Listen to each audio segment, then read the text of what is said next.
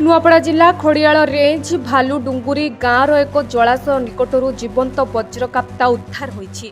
One विभाग वज्रकाप्ता को उद्धार कर सुरक्षित भाव जंगल में छाड़ी। सूचना अनुसार राति प्राय 9टा समय भालुडुंगुरी गाँवर किछि सचेतन युवक जलाशय निकट में वज्रकाप्ता को देखिथिले। एहापरे युवक माने वन विभाग को खबर देई वज्रकाप्ता को उद्धार करथिले। वज्रकाप्तार स्वास्थ्य परीक्षा पर सुरक्षित भाव जंगल छाड़ी दिया जायछि। युवकों एभली काम को प्रशंसा करा जायछि।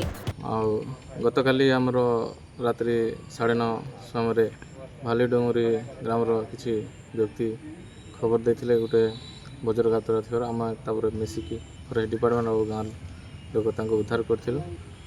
आज तार चिकित्सा पई आम विभिन्न को पाखक दर्शाइथिले।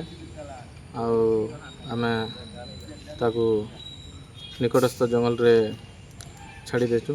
मु बहुत बहुत धन्यवाद देवी आमर भालुडुंगरी ग्रामर व्यक्ति मान को से माने वन्य जंतु सुरक्षा पाई निजे चिंतित थे आमको ठीक रे खबर देथिले।